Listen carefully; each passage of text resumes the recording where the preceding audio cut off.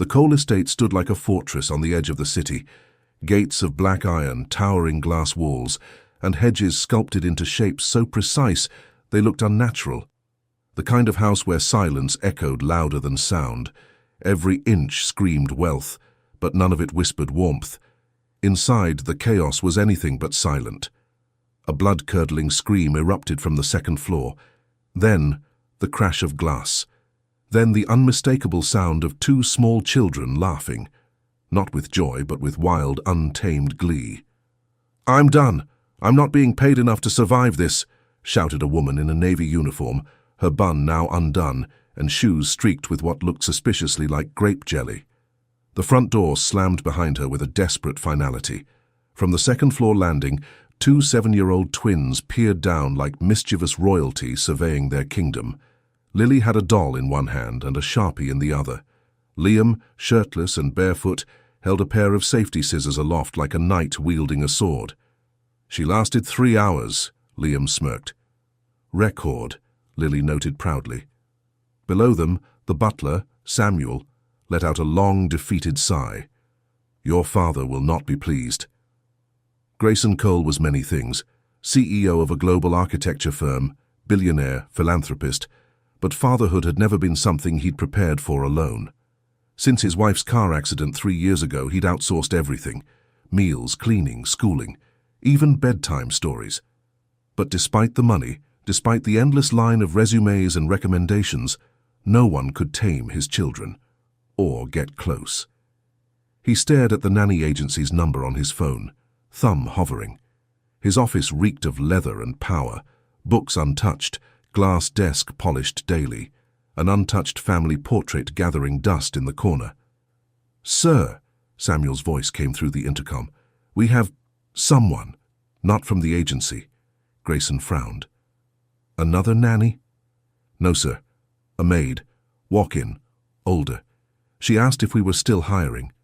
Grayson was already shaking his head. "We don't need a maid, Samuel. We need a—" "She said she doesn't mind children," Samuel added cautiously. There was a pause. Grayson rubbed his temples. "Fine, but she won't last either.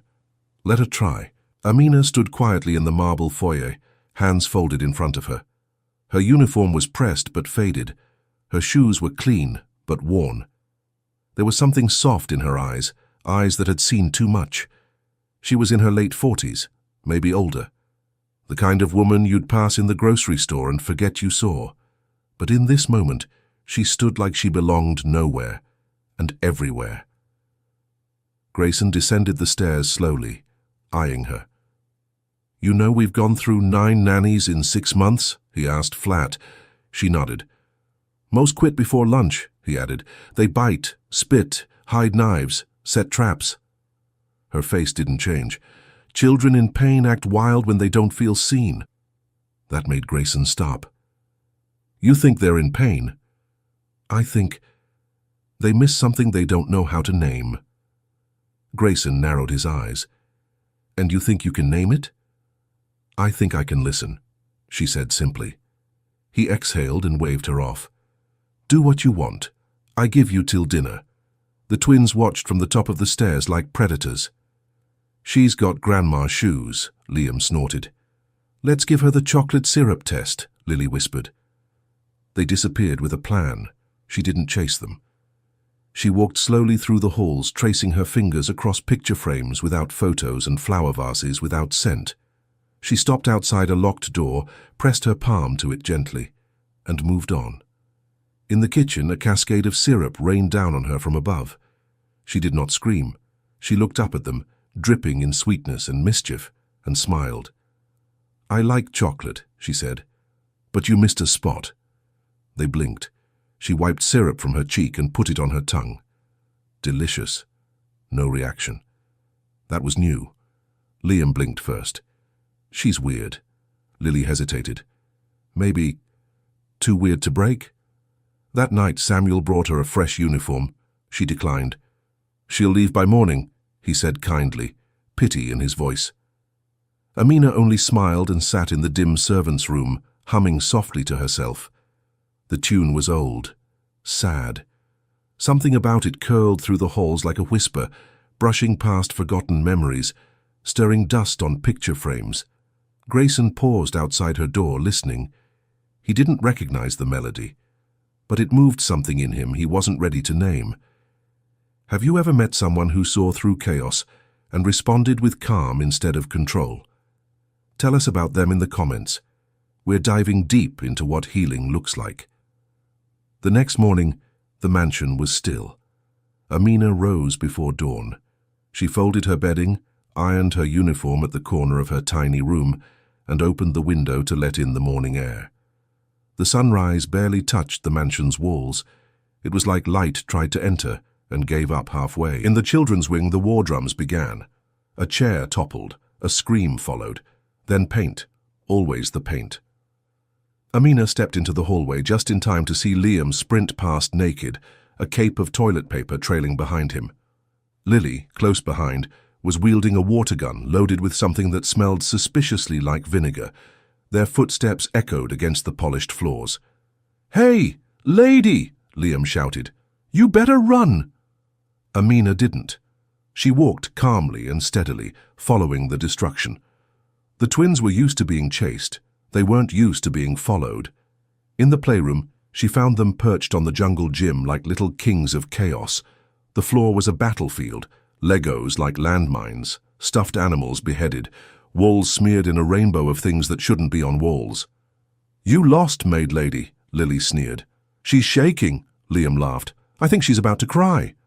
Amina didn't cry. She didn't shout either. She sat down, right there, in the middle of the ruined room. She crossed her legs, smoothed her skirt, and closed her eyes. "What is she doing?" Liam whispered. Amina opened her mouth, and something unexpected filled the space. A lullaby. Soft. Slow. Woven with a sadness so deep, it made the very air in the room shift. It wasn't loud. It didn't need to be. The song floated like dust in the light, drifting past the chaos, wrapping around the children like warm arms. Lily's eyes widened. She knew that song. So did Liam. They hadn't heard it in 3 years. It was their mother's lullaby, the one she used to sing when they were sick, or scared, or couldn't sleep. It was a melody filled with home and safety, and everything they'd lost. Lily dropped her water gun. Liam's cape slipped from his shoulders. The silence after the song ended was louder than all their screaming had ever been. Amina opened her eyes slowly. "I know what it feels like," she said quietly. "To miss a voice. To wish someone would come back and sing to you, just one more time." The twins didn't speak. Lily's lip trembled. Liam sat down. Amina didn't push. She just waited. She reached into her pocket and pulled out 2 small wooden figurines, handmade, rough, but beautiful. "I made these last night," she said. "They're lions, 1 boy, 1 girl, twins. They're brave, but they're lonely. They've been roaring so loud, trying to scare the world away, but really, they just want someone to hear them." She set the lions gently on the floor between them. Lily crawled forward first, then Liam. They didn't speak. They just stared at the lions like they were something sacred. Amina stood. "I'll clean this room later," she said, without judgment. "But first, I think you 2 need breakfast." She turned and walked toward the kitchen. Halfway down the hall, she heard tiny footsteps behind her. No syrup, no scissors, just footsteps.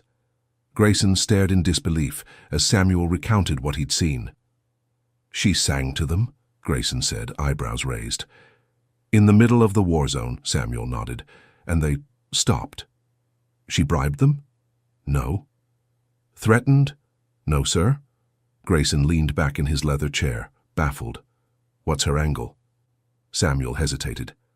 "I don't think she has one." Grayson didn't believe that. Everyone had an angle. Nannies wanted money, tutors wanted recognition, maids wanted favors. But this woman, this maid, she sang. He pulled up the security footage from the hallway, fast-forwarded, paused. There. Amina, sitting cross-legged, the children frozen, the look on their faces. Grayson didn't remember the last time he'd seen it.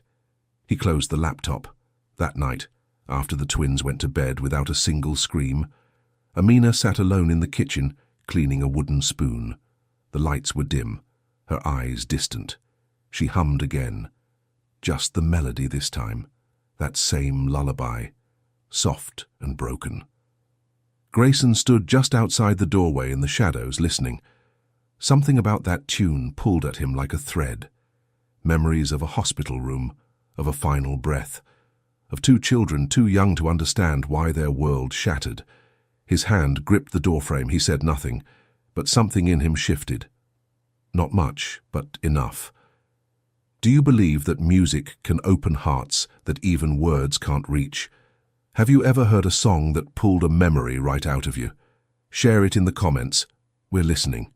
The mansion was quieter now, but not in the heavy, haunted way it had been.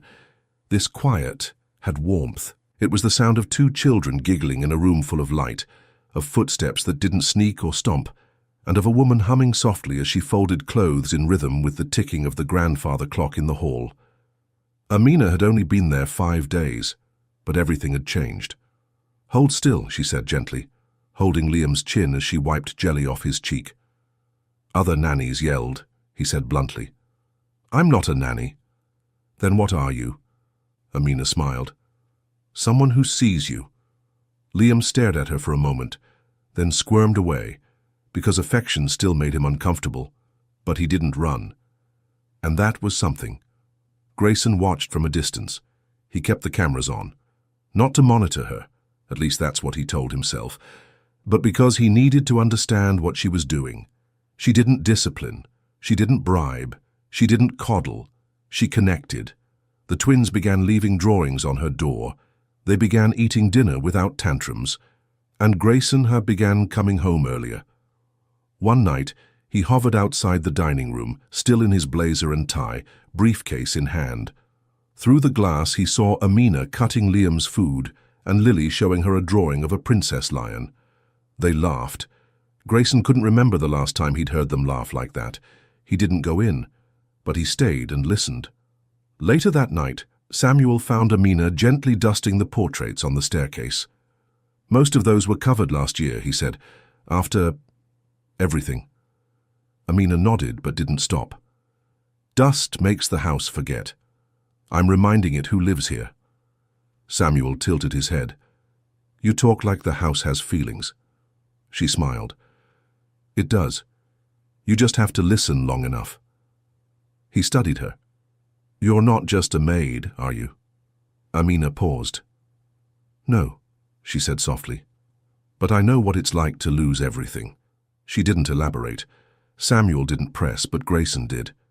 He cornered her 2 days later in the sunroom, where she was helping Lily string beads into a bracelet. "I want to talk," he said curtly. Lily looked up, surprised. "You're home early." "Out," he said gently to her. "Please." Lily hesitated, glanced at Amina, then left with a slight frown. Grayson sat. Amina kept working with the beads. "You've been here a week," he said. "The longest anyone's lasted." Amina didn't look up. "I'm not counting." "I am. And I'm wondering why." She finally met his eyes. "What is it you want to ask, Mr. Cole? Why them? Why stay for children no one else could handle?" She paused, and then said, "Because I had a boy once, just like them." Grayson blinked. "You're a mother." "Was." Silence. "What happened?" he asked. Amina's fingers stilled. His name was Eli. He had a smile like the sunrise and questions that never stopped.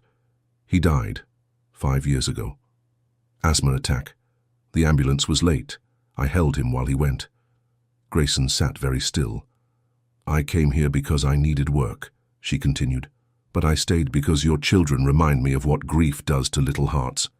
Grayson swallowed, and for a long moment, neither spoke. The next day, Liam had a nightmare. Amina found him sitting in the hallway, knees to chest, eyes wide open and distant. "I saw her," he whispered. "In the car. It was dark. She was bleeding." Amina sat beside him. "Was she saying anything?" she asked gently. He nodded. "She was singing." "But I couldn't hear the words. That's how dreams work. They give us feelings more than answers. I don't want to dream anymore. You don't have to be alone in them, she said, putting an arm around him. He didn't flinch. He leaned into her. Later in the kitchen, Grayson approached her. He looked tired, stripped of the CEO mask, just a father. Liam talked to me, he said, stunned. He told me about the dream. Amina nodded. I didn't know he remembered the accident. They both do, but they think if they talk about it, they'll hurt you. Grayson's jaw tightened. Why are you really here, Amina? He asked again. Because healing doesn't come from forgetting, she said. It comes from being brave enough to remember, together. That evening, she took the twins to a part of the house no one entered anymore, the west hallway. Behind the last door was a room covered in white sheets. The children hesitated. I remember this room, Lily whispered. It had been their mother's art studio. Amina pulled back a sheet to reveal a canvas, unfinished. A painting of the twins holding hands, their mother smiling down at them, only half-colored. We can finish it, Amina said gently. Lily stared. Liam reached for a brush. They painted for hours. And when Grayson came looking for them, he found all three of them, covered in paint, laughter, and something he hadn't seen in years. Joy. Later that night, Amina walked outside under the stars. The cool air brushed against her skin. Grayson followed. Thank you, he said. I don't say it enough. I don't even know how. You just did. You're not just healing them, he said. You're healing me too. Amina looked at him. I'm not trying to save anyone, Mr. Cole. I'm just loving what's still here. And in the quiet under the stars, Grayson did something he hadn't done in years. He smiled. Not the cold, rehearsed smile he gave in boardrooms, but a real one, small, earnest, and full of possibility. Have you ever helped someone heal just by being present? Or did someone quietly walk into your chaos and change your life? Drop your story in the comments. This is where the heart of our community shines. The rain fell hard that morning, not the kind that whispered against the windows. This was the kind that slammed into glass like it was demanding to be let inside. The twins were quiet at breakfast. Grayson was quieter. Amina served them oatmeal with brown sugar and cinnamon, their favorite now. She didn't say much either. She could feel the air changing. Storms weren't always outside. It began with a door. Lily tugged Amina's hand after breakfast, her voice barely above a whisper. Can we show you something? Amina nodded. Liam led the way, down the back stairs, past the kitchen, behind the wine cellar, to a narrow hallway, the kind no one used. They stopped at a door without a knob. It's locked, Lily said. Grayson arrived just then, brow furrowed. What's going on? Liam looked up at him. We want to go in. Grayson's eyes widened when he saw the door. He knew it. He hadn't opened it since the funeral. The room was small, dusty, still. Inside were boxes stacked like bricks around memories, their mother's journals, a scarf she wore every winter, a teddy bear that used to smell like her perfume. The twins moved carefully, touching everything with reverence. This is where we come sometimes, Liam admitted. We snuck in once and we just kept coming. Grayson looked around, stunned. You've been coming here for years. They nodded. I thought I was the only one who remembered her, Lily said. But she's in here, all of her. Amina stepped forward and gently pulled a journal off the top of a box. She opened it. A photo fell out. Grayson bent to pick it up. It was his wife, holding the twins in her lap. She looked alive, not just in body, but in soul. He stared at the image for a long time before quietly sliding to the floor. He put his head in his hands. I failed you, he whispered. Lily and Liam moved closer. I didn't know how to be with you after she died, he said, voice cracking. I buried her, and I buried myself too. His shoulders began to shake. The children didn't run. They wrapped their arms around him instead. And for the first time in years, Grayson Cole wept. Amina stayed back, watching. Her own eyes filled, but she didn't interrupt. She knew some moments needed to belong to blood. But later, when the twins had fallen asleep in the sunroom, curled together like they hadn't since they were toddlers. Grayson came to her. He stood in the hallway, eyes red, voice hoarse. "You opened a door I locked shut," he said. "You opened it," Amina replied gently. "I only stood beside you. I don't know how to repay you for what you've done." She looked down, then up. "You don't need to repay me, but you should know something." Grayson tilted his head. "I didn't come to your door by accident." "What do you mean?" "I was supposed to clean a house 2 streets over, but I got lost, or maybe I didn't." He blinked. "I believe God, or fate, or whatever name you want to give the wind that pushes us, brought me here." She took a deep breath. "I lost my son in a hospital room, alone. I thought my life ended that day, but being with your children, it reminded me I'm still a mother, in ways that have nothing to do with blood." Grayson didn't speak. He couldn't. Later that night, he sat by the fire. The twins asleep on the couch beside him, their heads in his lap. The mansion had never felt smaller or warmer. Amina walked in, a blanket draped over her arms. She covered the children. Grayson looked up. "Do you believe in second chances?" he asked. Amina sat across from him, the firelight dancing in her eyes. "I believe in grace," she said, "and grace doesn't run out." He nodded slowly. The crackle of the fire filled the silence, and then he said the words that had lived just under his tongue for days. "Don't go," Amina blinked. "I'm not asking you to stay as staff," he clarified. "I'm asking you to stay as family." Her breath caught. "Are you sure?" Grayson's eyes glistened. "I've never been more sure of anything." The first morning of the rest of their lives began with the smell of waffles. Not the kind from a frozen box, but real ones. Thick, golden, made with care. The sound of laughter drifted through the halls, warm and light, like music where silence used to be. In the kitchen, flour dusted the air as Liam spun in circles with a bowl on his head, while Lily proudly poured syrup over a leaning tower of waffles stacked like blocks. Amina stood at the stove, apron on, a smear of batter on her cheek. Grayson leaned against the doorway, arms crossed, a quiet smile on his face. "May I help?" he asked. Amina turned, one eyebrow lifted. "You sure you won't burn the house down?"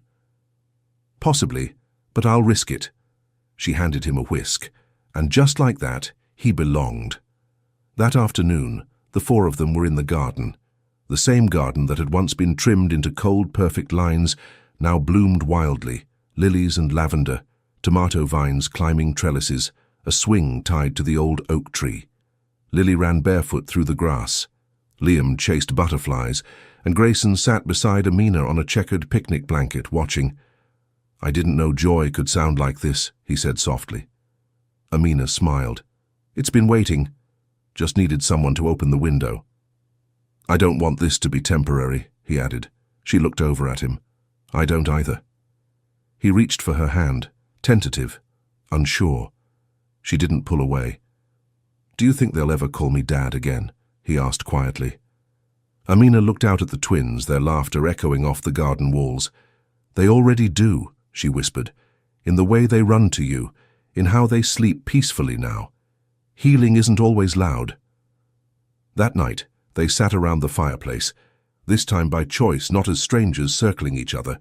The twins were curled up in Amina's arms, her hands gently brushing their hair. Grayson sat close, holding a photo album. He passed it to her.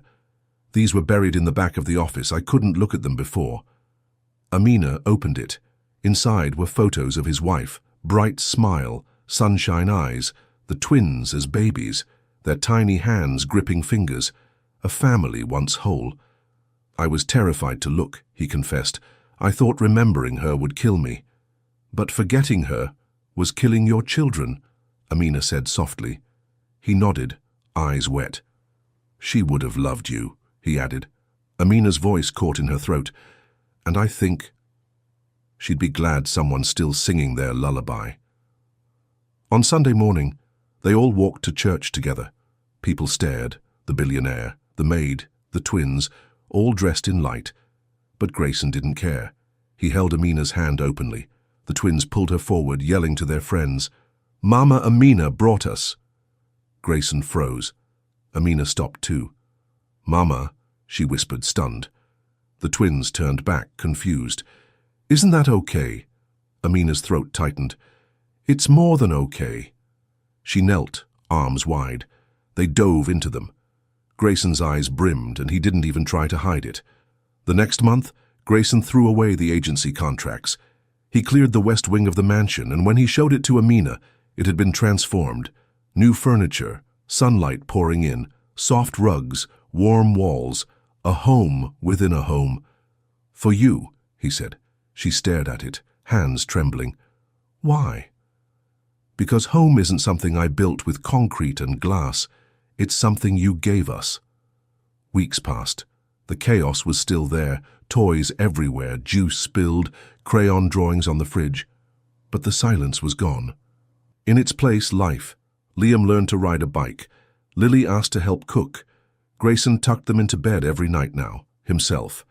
And sometimes, just before sleep, Amina would sing, that same lullaby, and 4 hearts would beat in time with it. One evening, the 4 of them sat watching a thunderstorm roll in through the floor-to-ceiling windows, rain against glass, fire crackling behind them. Lily whispered, "Do you think Mommy knows we're okay now?" Amina looked to Grayson. He cleared his throat, then said, "I think she sees, and I think she's smiling." Liam nodded solemnly. "Then we're all home again." In the final scene, Amina sat in the garden as the sun set, her hands in the soil, planting lavender beside Liam and Lily. Grayson brought out lemonade, sat beside her. "You're not the maid anymore," he said. She smiled. "I never was." He nodded, heart full. "Your family." And she finally believed it. As night fell, a soft song floated from the garden. The lullaby. No longer sad. Now. It sounded like hope, like a chapter closed and a new one beginning. Do you believe family is only blood, or can it be something deeper, chosen, earned, healed into existence? Tell us below. Your story might inspire someone else's healing.